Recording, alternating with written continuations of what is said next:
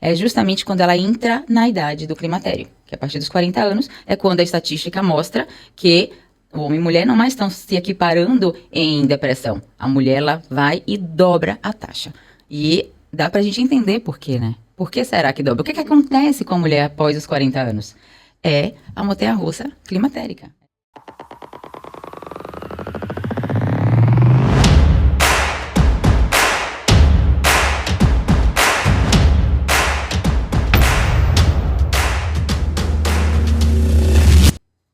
Olá, eu sou Gabriele Tigre, sou médica ginecologista, especialista em cirurgia ginecológica minimamente invasiva, e essa é minha amiga Lívia Cisneiro, também ginecologista com abordagem funcional integrativa. Este é o podcast Reconecta. Bem-vindo ao Reconecta, esse espaço para você transformar conhecimento em saúde e bem-estar. Hoje nós vamos falar sobre um tema essencial, que é a saúde mental feminina. Você já parou para pensar por que nós somos tão mais propensas a termos problemas de saúde mental que os homens? A gente trouxe para esclarecer esse tema e talvez nos ajudar a prevenir esses adoecimentos mentais a psiquiatra, a doutora Manuela Gouveia, que, além de psiquiatra, tem um olhar integral e funcional sobre a saúde do indivíduo.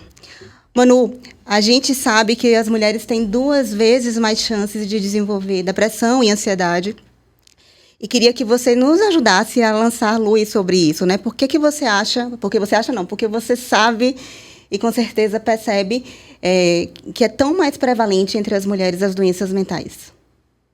Olá, primeiramente, super satisfação de estar com vocês.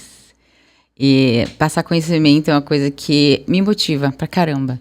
Então, vamos lá. A mulherada, ela tem fases vulneráveis na vida, que são as fases hormonais. Então, desde a menarca, que é a primeira menstruação, o período do pós-parto, o climatério, menopausa, são fases de flutuações hormonais. E por conta dessas flutuações hormonais, o cérebro, ele sente essas oscilações. E quando o cérebro, ele está... Quando sistemicamente esses hormônios estão em oscilação, o cérebro ele vai também responder de uma forma assim, com comportamentos alterados, sentimentos, humor, emoção.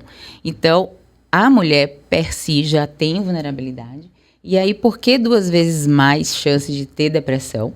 É justamente quando ela entra na idade do climatério, que a partir dos 40 anos é quando a estatística mostra que o homem e mulher não mais estão se equiparando em depressão. A mulher, ela vai e dobra a taxa. E dá pra gente entender por quê, né? Por que será que dobra? O que acontece com a mulher após os 40 anos? É a montanha-russa climatérica. É a pré-menopausa, Variação hormonal, né? Além das questões hormonais, né, que a gente espera, na verdade, na perimenopausa, na transição menopausal, a mulher tem variações hormonais mais pronunciadas que na puberdade, que é outro momento também, eu acho que você deva, né, não sei se você atende todas as idades, mas também é outro momento de vulnerabilidade da mulher, que é a puberdade, né? Além disso, a gente tem os fatores sociais, a sobrecarga. Você acha que isso também, os vários papéis da mulher hoje na sociedade, você acha que isso também impacta nesse aumento de incidência? E, sim, impacta bastante. Mas, falando em adolescência, né, atendo algumas adolescentes assim, selecionadas, mas meu público é mais adulto.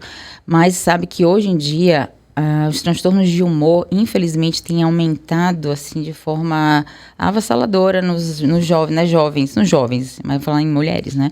Nas adolescentes também. Então, mas voltando para a menopausa. A mulher na fase da menopausa, ela tem sobrecarga de diversas fontes, né? Diversos lugares está acontecendo a sobrecarga na vida dessa mulher. A mulher entre 40 e 50 anos é a fase do pico dela de produtividade profissional. Então, a mulher que está produzindo profissionalmente, a mulher que já pariu um pouquinho mais tarde, está ali com os filhos adolescentes, com toda aquela drama da adolescência, né? Não vou falar drama só, mas vou falar nuances, né? Que precisa de uma atenção para esses filhos adolescentes. E se tem os filhos adolescentes, ou se teve filho mais cedo, é filho que está saindo de casa, é neto nascendo, ou os pais que nascem na essência, né, já com todos os problemas do envelhecimento, então vai sobrecarregando essa mulher. Então, de fato, assim, para além, usando esse termo, para além das oscilações hormonais, da queda do estradiol feminino, que é na fase da perimenopausa, menopausa, tem todas essas questões mais problemáticas na vida da mulher madura. E assim, é algo que a gente vê muito no consultório. Eu costumo brincar que meu consultório é meu laboratório. Né? Eu vejo as pacientes que passam ali e nessa idade a gente entende todas essas demandas, elas vêm com todas essas demandas. E é difícil, às vezes, assumir a necessidade de cuidado, de pedir ajuda, de aprofundar um pouquinho mais nessas questões. É como se houvesse uma normalização de que as mulheres precisam aguentar. A mulher é como meu pai diz, a comieira da casa, quem sustenta a casa e teria que aguentar. Mas eu acho que a gente precisa se fortalecer nesse processo. E eu tento sempre estimular que ela faça realmente... se torne forte e procure um atendimento, uma terapia. E eu sempre falo, terapia não resolve o problema de ninguém. Ninguém vai decidir por você. Mas ele vai te fortalecer para que na hora de tomar as decisões, ter as escolhas, você se sinta confiante. Que eu acho que é isso daí, né? A gente não tem como passar por várias oscilações e sair ilesa delas. Você recomenda algum tratamento de prevenção para essas questões psicoemocionais? Ah, sim, com certeza. Você falou um ponto interessante.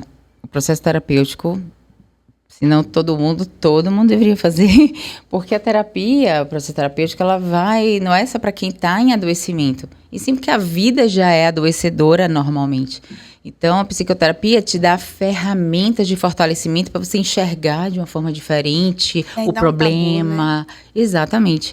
E isso não é fraqueza. E sim é você aumentar seu autoconhecimento. As pessoas que fazem terapia, elas são muito mais amadurecidas, elas têm muito mais resiliência perante um problema e já está com a química do corpo em alteração, que vai alterar esse cérebro. Ele, por si, ele já vai sentir o baque, né? E todas as coisas da vida que eu falei agora.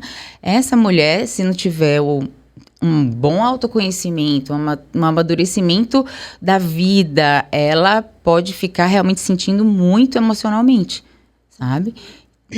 Nós ginecologistas, a gente tem um consultório um pouco terapêutico, né? Porque a gente acaba ouvindo tudo. Porque a gente entra na seara de sexualidade, né? E principalmente dessas variações hormonais que a gente tem ao longo mesmo no MENAC, né? No período reprodutivo, como a gente estava conversando antes aqui, é muito importante que a mulher comece a entender as potencialidades e as fragilidades do próprio ciclo menstrual. Como o Gabi falou, ela sente que ela tem mudanças, né, de humor e enfim, talvez de tolerância, mas ela sabe que ela está na fase pré-menstrual, então ela tem recursos e ela sabe o que ela vai buscar. Quando a mulher ela não tem esse conhecimento, ela fica muito vulnerável, ela não se entende, ela acaba procurando medicação, ela quer um socorro que às vezes está no conhecimento, né? Isso que a Manu falou é muito importante. A terapia ou qualquer ferramenta de autoconhecimento é o que te dá poder de você entender o seu próprio funcionamento. Isso é muito poderoso. Eu converso muito isso com meus pacientes. Você entender quais são suas fraquezas e suas potências, né, te faz muito mais forte, muito mais equilibrado, menos vulnerável ao que pode acontecer, né? A gente sai de casa, a gente não sabe o que nos espera, né? A gente tem boas intenções, mas a gente precisa antever os nossos comportamentos e as nossas fragilidades, evitá-los, enfim. Por falar, né, dos nossos contextos dentro da ginecologia, uma coisa que sempre vem à tona são os processos de traumas por abuso sexual. A gente tem pacientes jovens, né, que têm vaginismo, né, que é aquela contração involuntária ali da vagina, que não consegue ter relação sexual, por medo, por traumas, por abusos. Uma outra seara muito frequente no meu consultório é a dismorfia, né, da sua autoimagem. essa cobrança que a gente tem hoje por conta das redes sociais, do uso inadequado, digamos, né? Porque a gente pode usar de várias formas, mas a gente tem tido um padrão de paciente que sofre por não estar naquele padrão, né, tido como aceitável. E isso também é frequente no seu consultório. Qual é o conselho que você pode dar para as nossas ouvintes para que a gente se proteja, para que a gente consiga falar com mais, né, para as que tiveram abuso, para que sofreram violência, quais são os caminhos que ela pode buscar, e para aquelas que estão sofrendo por comparação? Então, vamos lá. Eu acho que antes de responder a você, eu faltei falar algumas coisas da sua pergunta da prevenção.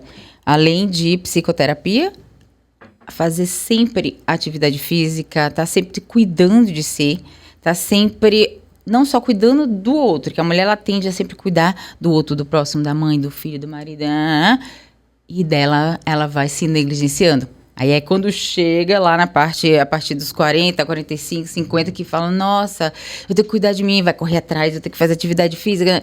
E muitas mulheres não conseguem, porque não tiveram nem o lastro para saber como é que faz, como é que não faz. Então, a prevenção é você já criar um ecossistema que você cuide de você também. E sabendo que isso é prevenção para adoecimento mental. É você cuidar de você.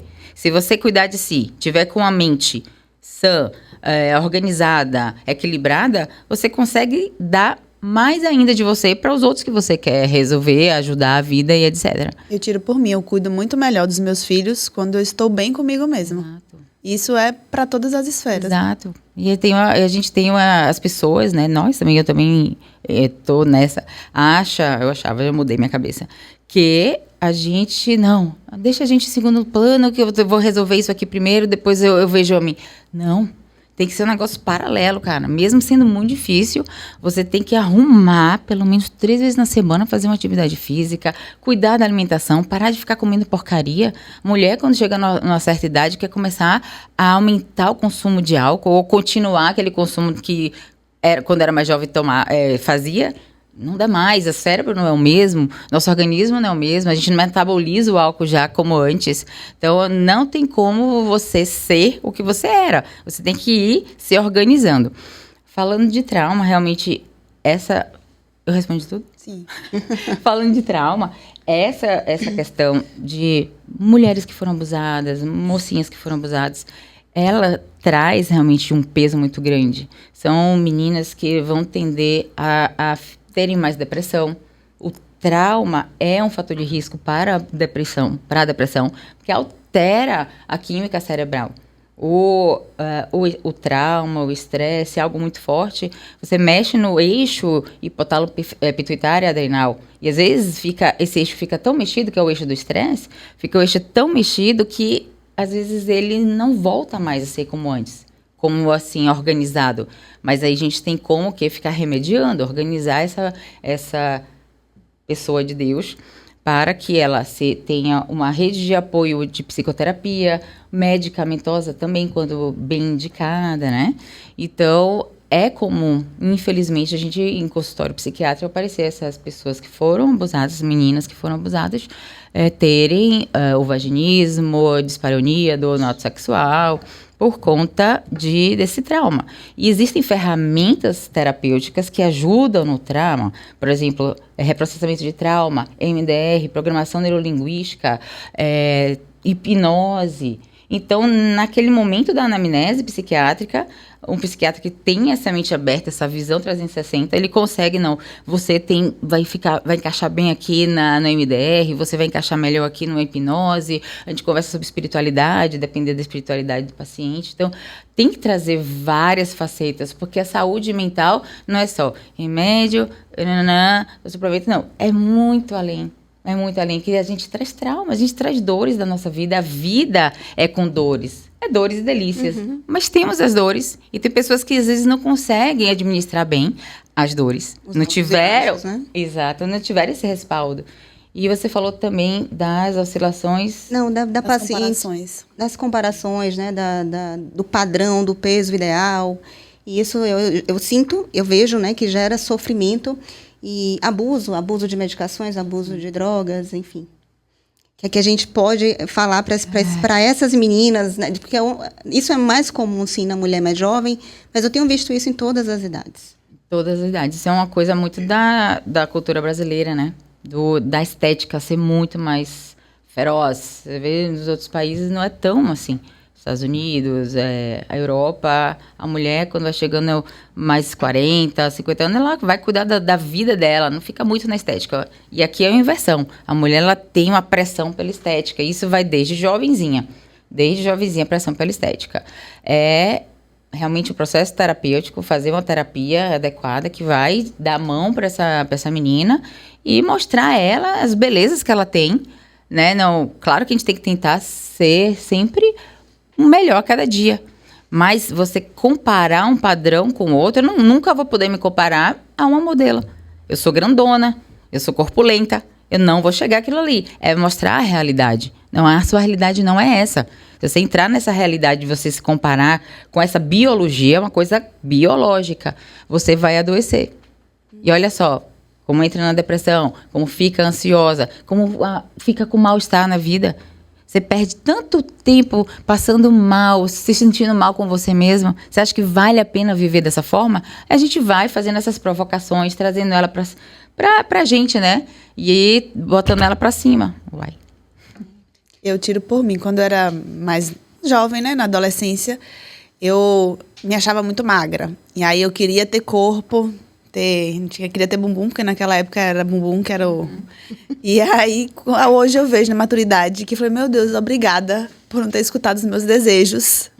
Porque é muito mais fácil você lidar com a sua saúde estando alinhada do que com expectativas de biologia, de corpo. Então, assim, eu acho que é alinhar expectativa e realidade. É quando você se olha sabendo do seu potencial, da sua genética mesmo, o que você tem para entregar, você consegue se admirar no que não é a expectativa que você teria, talvez, de um bumbum grande. Eu ainda brincava, depois que todo mundo fala, mas a última expectativa é depois que engravidar, o bumbum cresce. O meu não cresceu. Eu falei, então pronto, acabou. Acabou isso aí. Vamos focar em manter a massa magra, manter o glúteo fortalecido. Não é tamanho o negócio. Exatamente. E acho que é por aí. Eu acho que, assim, vivemos uma sobrecarga, isso é inegável, né? A gente constitui família e carrega a família com a gente. Mulheres estão liderando suas empresas, seus negócios e tem que cuidar dele. Então, você chega em casa, você não saiu do trabalho ainda. O trabalho ainda continua, ainda junta com o trabalho de casa. E essa demanda tem gerado mulheres cada vez mais à beira de colapsos mesmo, de ansiedade, Burnout, que eu acho que é a palavra do momento, né? Você tá sempre a cabeça ali tá tão acelerada o tempo todo pensando o que precisa resolver, que tá todo mundo no burnout ou à beira de um burnout. E como escapar de um burnout, acho que talvez seja o caminho que a gente precisa percorrer. Vivemos numa alta necessidade de entrega, de produtividade, de alta performance. A palavra do momento é performance. Eu quero performar X, Y em várias questões. E essa necessidade de performar nos adoece. Então, acho que talvez sair dessa linha e colocar o trem em outro trilho vai trazer um pouco mais de tranquilidade, segurança e satisfação para essa mulher.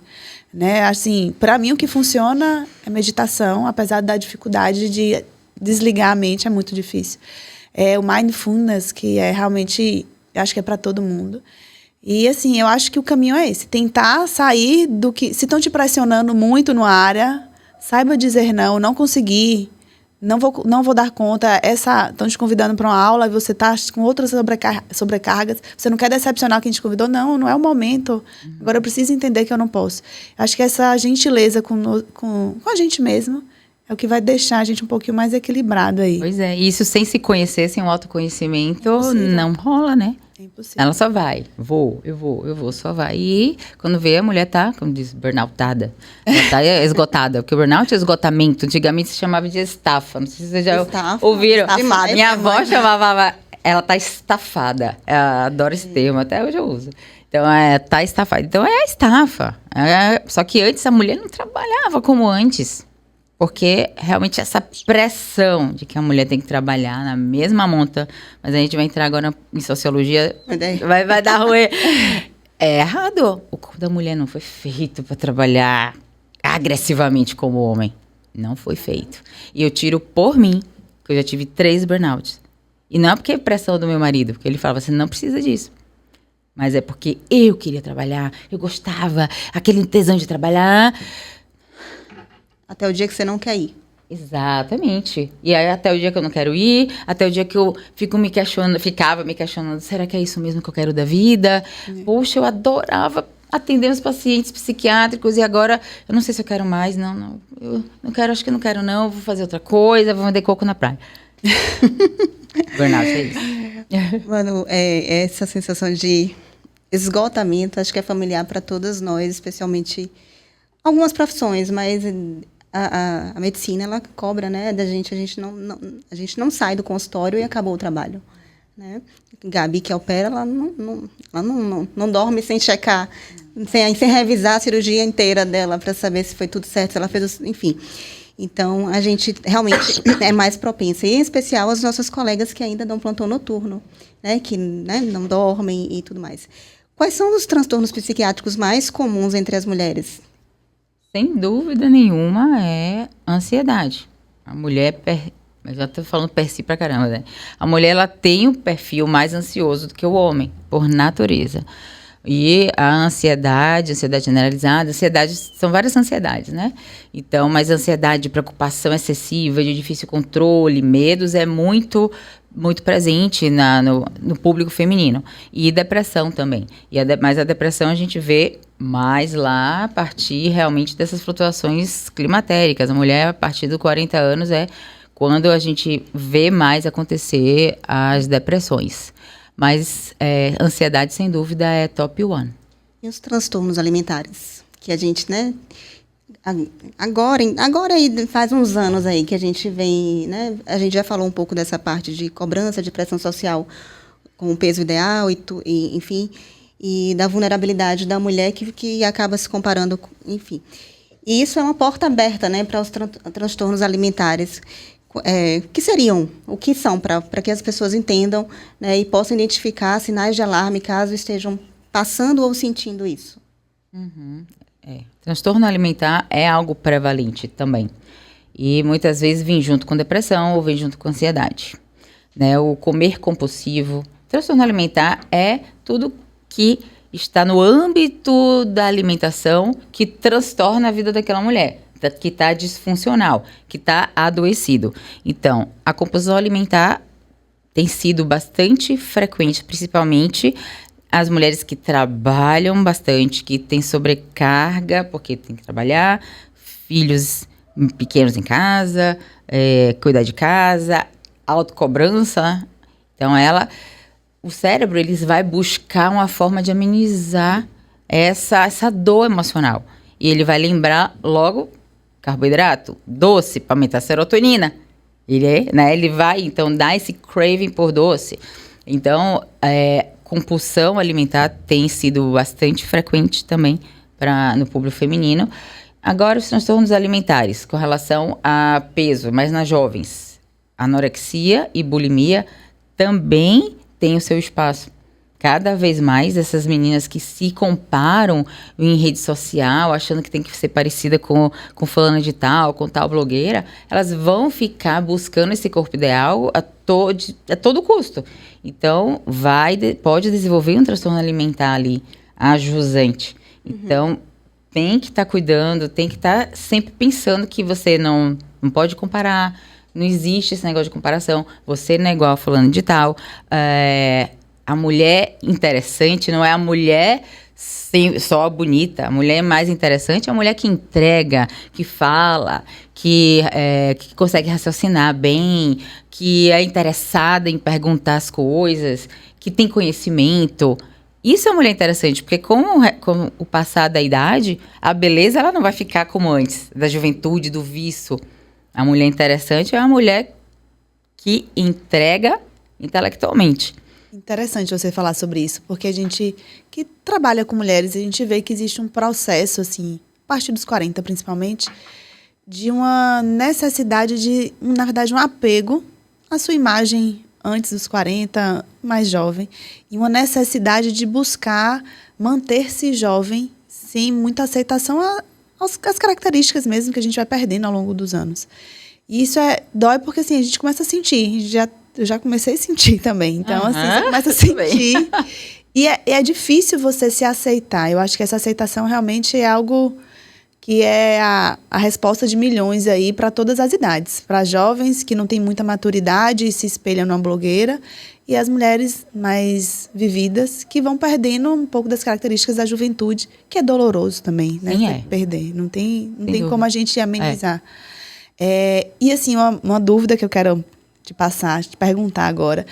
Todo mundo aqui já passou por um momento de profunda tristeza. Todo mundo já passou por um estresse muito grande, uma ansiedade com algo que tinha para entregar. Quando é que a gente deve se alertar para que aquela tristeza não é uma tristeza só pontual e aquela ansiedade não é pontual, que está se tornando frequente e que talvez eu precise fazer algo a respeito? A resposta é essa aí que você falou. Quando se torna frequente. Quando é que precisa ter uma atenção para um adoecimento? Sempre tenham, quem os médicos estiverem vendo, o profissional de saúde estiver vendo,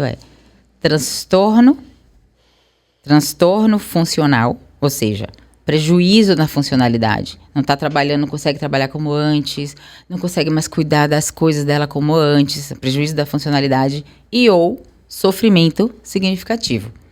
E o tempo aí varia de patologia para patologia. A depressão é 15 dias, 2 semanas, em um sofrimento significativo ou com um prejuízo da sua funcionalidade, aquele negócio, aquela tristeza, os sintomas depressivos, né? Tristeza, perda de prazer para as coisas que gostava, falta de interesse pela vida que tinha, uma autoestima mais baixa, aquela coisa do futuro, como é que chama? O pessimismo do futuro. Então, são vários os sintomas para a gente fechar, né, uma depressão.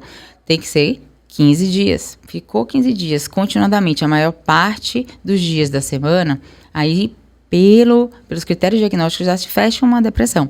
Gente, é pouco tempo. É pouco tempo. É pouco tempo. Sabe por quê? Pouco tempo? Porque muitas vezes, se deixar muito tempo, vai aprofundando, e aí o risco é de quê? De autoextermínio. Sim. Infelizmente, para a gente não perder essas pessoas, eu acredito que por isso que se convencionou, né, na psiquiatria, ter esse gap, esse negócio, esse tempo, assim, né? Mas é isso. A pessoa que vai se percebendo, nossa, já está se arrastando muito. Obviamente que eu estou falando aqui em luto. Luto, a gente, não existe nenhum tempo, não existe um critério, não existe um consenso de que 6 meses, é um ano. Não, varia muito, né? Mas a depressão, pelo menos 15 dias. A ansiedade, 6 meses. E se tiver um motivo, tipo um término de um relacionamento, ou, sei lá, um problema financeiro abrupto, alguma coisa assim, a gente tem uma tolerabilidade maior para esse tempo? Então, tem a adaptação da perda, né? Um término é um luto também, né? Um término, uma perda financeira também é um luto, é uma perda.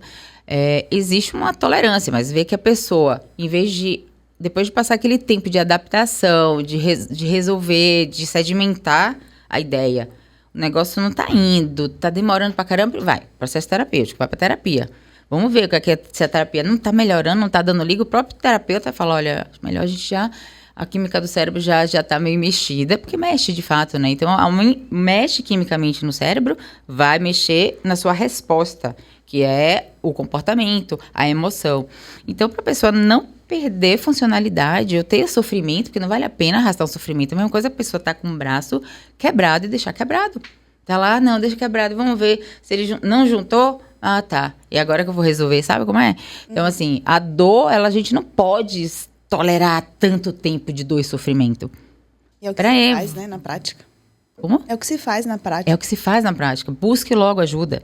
Porque principalmente se for um psiquiatra que tenha critério, que não vai sair medicando à torta e à direita. Ele vai observar aquele paciente, vai ver, olha só, vamos ver o que é que você tem. É uma depressão primária? É por falta de algum hormônio? É por falta de algum suplemento? Ou é só mesmo o luto que aconteceu? Ou as duas coisas misturadas? A gente vai montando esse quebra-cabeça, vai organizando esse paciente para ver o mais rápido ele melhorar, né? Mas é importante que busque ajuda, porque quanto mais tempo se posterga, mais você vai perder no cérebro.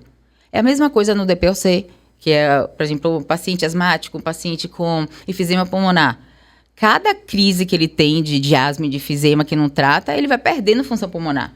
No cérebro é a mesma coisa. Você vai perdendo função neuronal. Você vai perdendo sinapses. E o cérebro, ele requer muito mais tempo para se recuperar. A neuroplasticidade, ela demora mais do que várias outras células do corpo. Então, é importante, para você não perder cérebro, que você busque ajuda o quanto antes. Você não começa a perder memória, começa a doença a ficar um pouquinho mais arrastada, mais profunda, requer mais tempo de remédio, requer mais dose de medicamento. Como toda doença que se agrava, a gente vai, a pressão alta, 15/8, tá tomando 100 miligramas de lá. Agora, a pressão com 100 miligramas ficou ali borderline, não ficou legal. Vai aumentando a dose. Porque à medida que o paciente vai cronificando, vai piorando, né? Você vai perdendo função do cérebro. Interessante esse alerta. Putz, com certeza.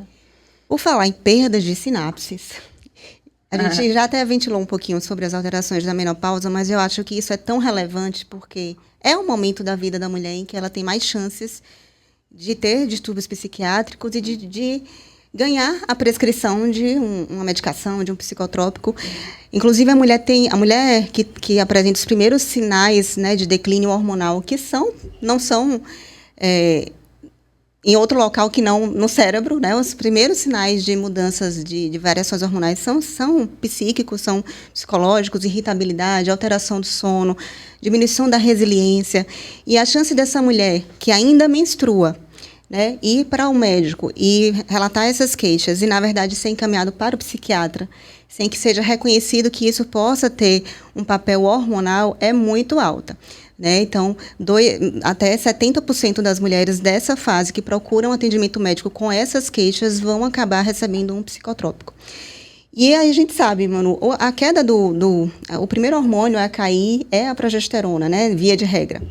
A mulher começa a ovular mal e a progesterona ela tem uma ação importante a nível de receptores GABA, né, de sistema nervoso parasimpático. Então, eu digo que é o hormônio da calmaria, né, que equilibra essa mulher. Então, ela começa a ter essas variações de irritabilidade, de baixa tolerância. Pânico. E aí, aquela insônia que é pré-menstrual, né, são sinais de queda de progesterona.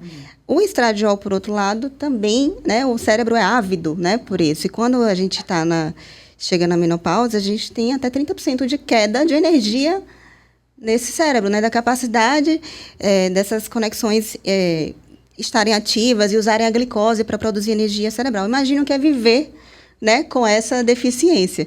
E a testosterona também tem ação neurológica, com ação um tanto antidepressiva. Eu queria entender, assim, dentro do seu contexto, no consultório, como você tem, né, esse olhar mais integral da paciente, se é comum chegar essa paciente da transição menopausal e pós-menopausa, e se é comum que você recomende a reposição hormonal para aquelas que não tenham contraindicação. Sim.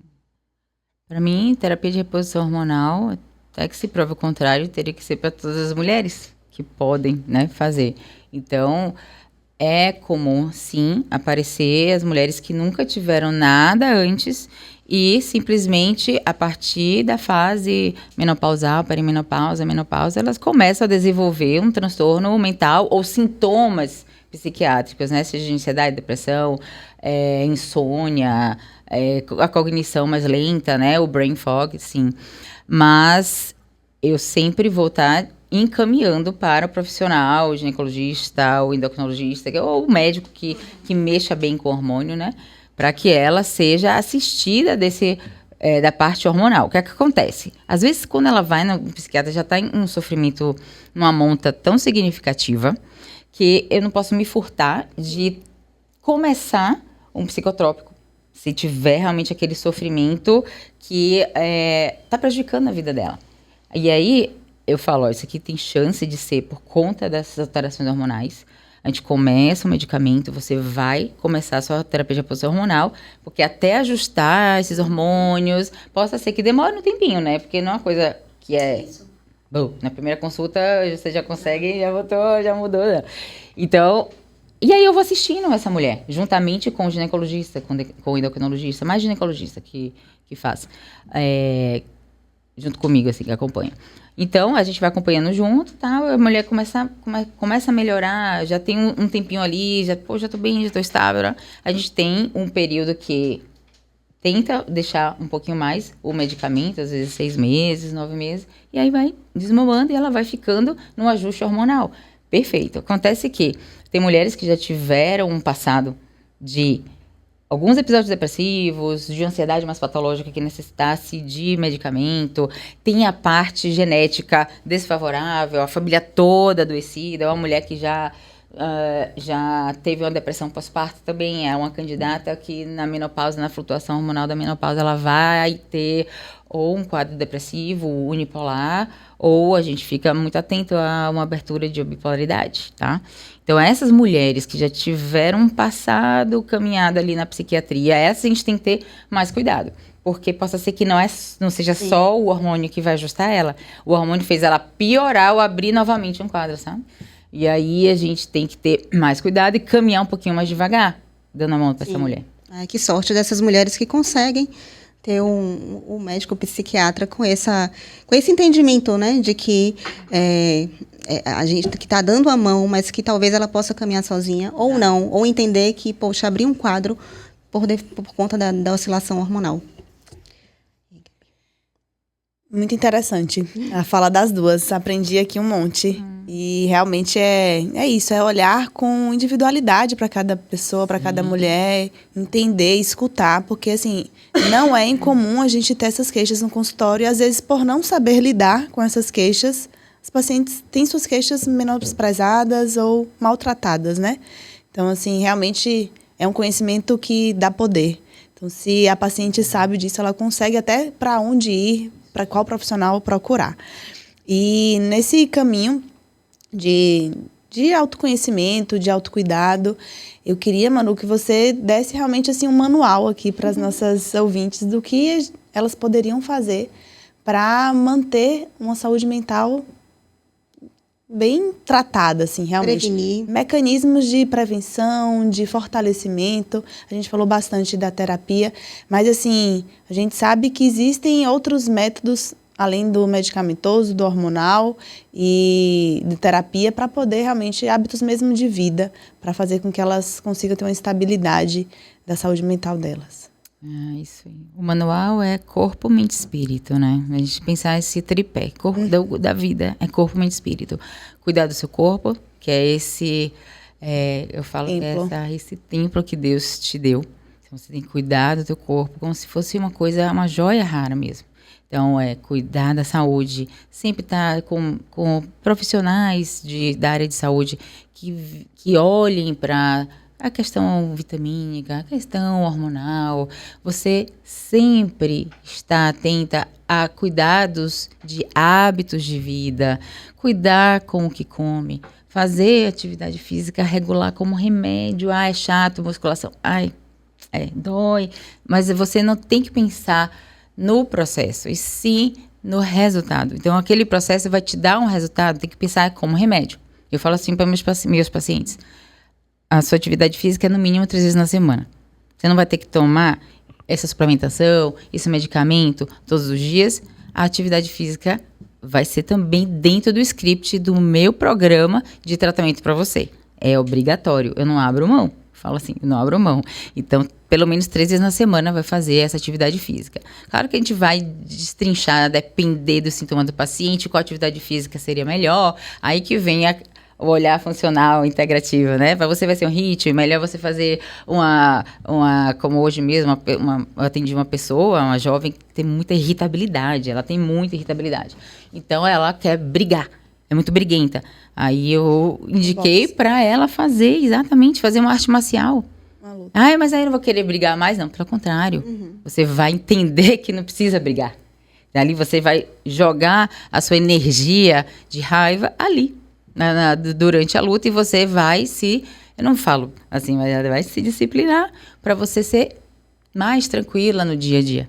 Que luta é só ali para competição e não na vida, né? Para brigar, né? brigar Esse em autocontrole porrada. é Exato. fundamental. Então, assim, o corpo sempre se cuidando. Sono. Mulher tem que se cuidar com o sono. Você falou aí de mulheres que perdem a noite, plantão. Plantão noturno para a mulher, ela tem que ter hora de começar, hora de terminar. Falo isso muito para as minhas amigas. Pois é. A mulher, ela não tem a biologia para perder noite. Na verdade, é o ser humano, né? Não é? Uma vez eu atendi um paciente que ele era... Sabe aquelas pessoas que faziam em gráfica de jornal, que tinha que fazer de madrugada, porque o jornal tinha de manhã? Ele, a vida inteira, 40 anos no jornal aqui de Salvador, ele só trabalhava na madrugada. Então, ele tinha já a inversão do ciclo sono-vigília absurdo. Só que isso, o que aconteceu? Ele abriu um quadro de doença autoimune por conta realmente dessa alteração do ciclo sono-vigília, que é uma coisa que, infelizmente, pode acontecer, né? A doença autoimune, ela fica muito mais vulnerável para abrir em pessoas que não dormem adequadamente. Então, mulher, cuidar do sono. Cuidar do sono. Eu me sinto reparador quando eu durmo 7 horas, então 7 horas. Eu só consigo com 9. Então, olha, 9 horas você tem que dormir, sabe? Deus fez a mulher perfeita, né? Nessa fase que você tá, de filho pequeno, Deus sabe o que faz, seu corpo tá preparado para isso. Mas você vai cuidando de outras coisas também, assim, da sua saúde, né? Na parte da suplementação, a meditação que você falou, o mindfulness, yoga. Então, você pode fazer uma respiração rápida, assim, de menos de 1 minuto você faz. Em menos de 1 minuto você consegue fazer uma respiração onde você falou de parasimpático, onde você ativa o parasimpático, que é o nosso eixo, o sistema nervoso da calma, da brandura, tranquilidade, onde você faz respirações. Eu chamo a respiração trina, onde você inspira o ar em 4 segundos, prende 4 e solta em 8. Aí você vai fazer 5 vezes isso. Se tiver ainda um óleo essencial de lavanda, onde você... Essa respiração já te traz para o eixo. É uma forma também de você fazer um estado meditativo. E a própria respiração já equilibra o sistema parasimpático. Você pode fazer, imagina você fazer de manhã, de tarde, de noite. Ou quantas vezes você precisar durante o dia. Vai virar um Buda desse jeito. Vai Me ajuda virar muito. um Buda, não precisa de Rivotril. Então, não tem mistério. É cuidar do corpo, da mente e do espírito. É a parte da espiritualidade, que é uma parte que eu gosto muito, é uma parte que é muito forte, assim, na minha vida, né? Da espiritualidade. Claro que a gente entra no respeito às religiões e respeito a quem não tem religião. Quem não tem religião, vai em contato com a natureza. Aquilo ali já é divinal. Você tem um contato. Nós não fomos feitos para viver em concreto, em luzes brancas, artificiais. Nosso corpo biológico foi feito para contato na terra, abraçar a árvore, tocar em planta, comer planta, tomar sol. Então, esse contato com a natureza já é divinal. Então, mas para as pessoas que gostam da parte da espiritualidade, vá seguir a sua parte da espiritualidade. Frequente a missa, se for a missa, o culto, o centro, o candomblé, o que for da pessoa. Mas que ela cultive essa parte da espiritualidade. Eu penso assim, não tem um certo e errado, não tem uma fórmula mágica, né? Mas tem o que faz sentido para cada um. E eu acho que encontrar o que faz sentido para si já é um grande presente que você pode ter na vida. Porque às vezes você quer fazer o que o outro te recomendou e não tá indo para você. Então não é isso, não é o que a outra pessoa acha, não é o que a sociedade te impõe, é o que faz sentido. Então esse tempo para si, esse olhar para dentro e saber o que faz sentido, que faz toda a diferença, né? Exato. Aí vem do conhecimento, do autoconhecimento. Maravilhosa a fala das duas, na verdade. Eu acho que para tudo isso, a gente precisa querer também melhorar, né? A gente tem uma parte que é a parte que nos cabe, que é dormir, procurar priorizar o sono, a atividade física que a gente bate aqui em todo episódio acaba caindo nisso aí. Uma dieta que tenha, né, que não altere a sua biologia, né, que seja mais parecida com a sua biologia, porque a gente já sabe que a saúde intestinal tem total relação com a saúde mental, né? Então, eu também tenho essa mesma conversa com as minhas pacientes, Manu. Eu sempre aconselho que elas tenham os seus próprios rituais, né? Que ela tenha a hora de dormir, isso é importante até para você induzir o sono, hora de dormir, hora de acordar, hora de rezar, praticar a sua espiritualidade, seja ela qual for, né? Hora de se exercitar e hora de não fazer nada. Né? Se a gente conseguir encaixar aí no nosso dia, eu entendo essa dificuldade, porque também passo por isso de sobrecarga, mas se a gente conseguir encaixar no nosso dia alguns limites, né, isso nos ajuda a nos manter no controle. Dentro da medicina funcional, a gente também costuma fazer, você acabou falando, né, da avaliação nutricional de micronutrientes, e é muito comum, né, que a gente receba pacientes com uma queixa muito frequente no meu consultório, é fadiga. Né? Essas pacientes têm fadiga, têm ansiedade, alterações de memória, meu Deus, cada dia mais frequente no meu consultório. E muitas vezes a gente vê uma ferritina muito baixa, né? Vitamina B12 muito baixa, vitamina D muito baixa. E eu queria saber se você, na sua prática, costuma fazer essas suplementações, se tem assim, um trio que você possa eleger que não sai da sua receita. Nossa, trio de ouro, né? Um trio de ouro. B9, um quarteto. B12. Então, um quarteto. Aí vai entrar magnésio. Magnésio, B9, B12 e a B1. Complexo B, então. Complexo B, B6. Nossa, super importante para metilação também. Pronto. E D. D, sim. Fizemos um quinteto, então. Pois é, o negócio da 3 é tão difícil, porque realmente precisa de o básico. O básico é mais de 5, né? E hoje, engraçado, exatamente hoje, eu recebi num grupo um artigo, uma revisão sistemática, que avaliou em vários países e culturas diferentes quais são os preditores, né, quais são os preditores de felicidade, como ter uma vida mais feliz. Eu achei tão interessante que eu coloquei aqui para a gente falar. Talvez estamos perto da conclusão do episódio. Mas o número 1, valorize as suas amizades. Principalmente quando você está envelhecendo, né? Ter um círculo de amizades forte traz leveza para a vida, sensação de sentido. Esse foi o número 1 das recomendações. Número 2, como que ele chama? Com felicidade, que é você celebrar as conquistas. Tão importante quanto ter empatia nos momentos difíceis, é importante você celebrar a conquista do outro. E isso traz para a gente de volta, né, além de fortalecer os vínculos, mas traz para a gente também senso de felicidade. Praticar o altruísmo, né, então, seja através de trabalho voluntário ou de cuidado com animais, isso melhora o nosso humor, reduz a ansiedade. Cultivar a gratidão.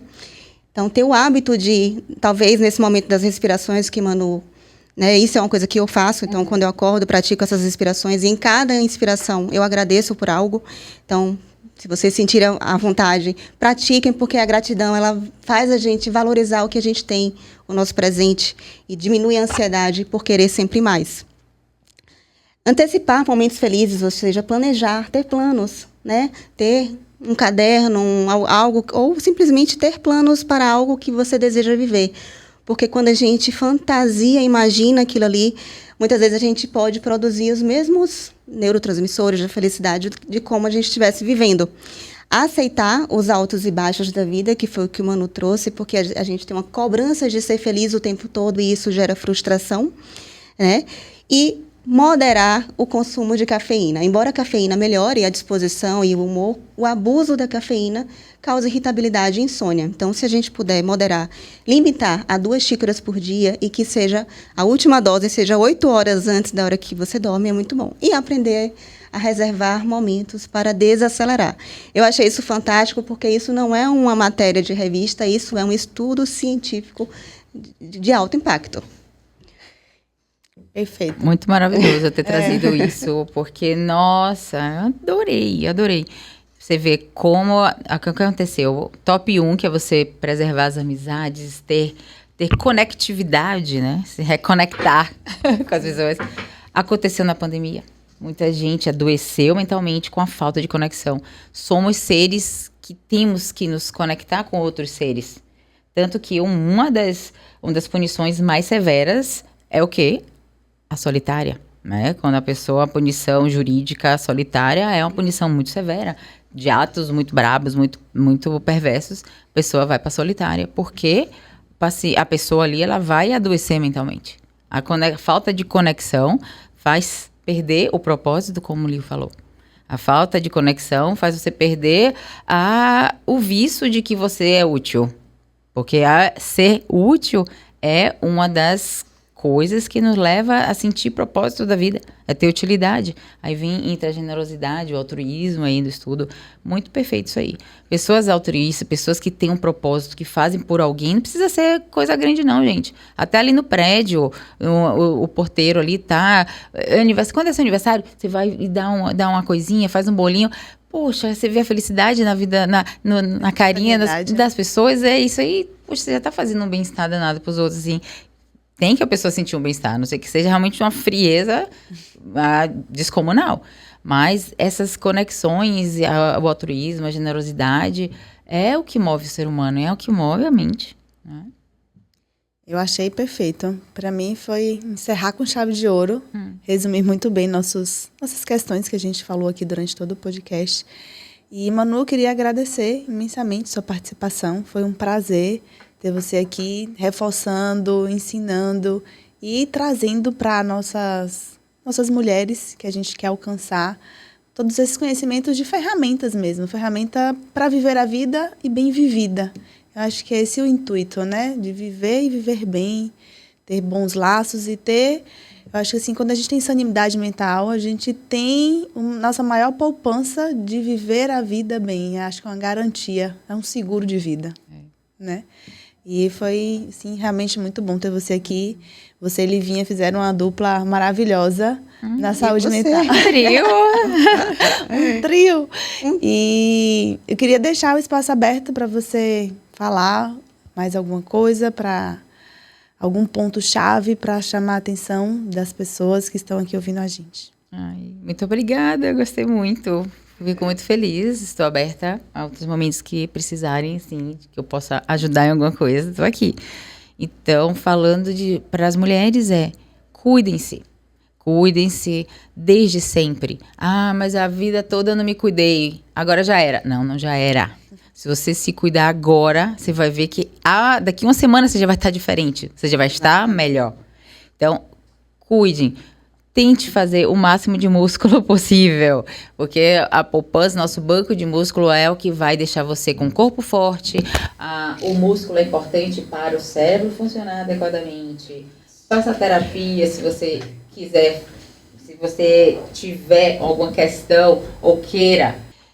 Então, minha mensagem para todos e para as mulheres, principalmente, cuidem-se desde sempre.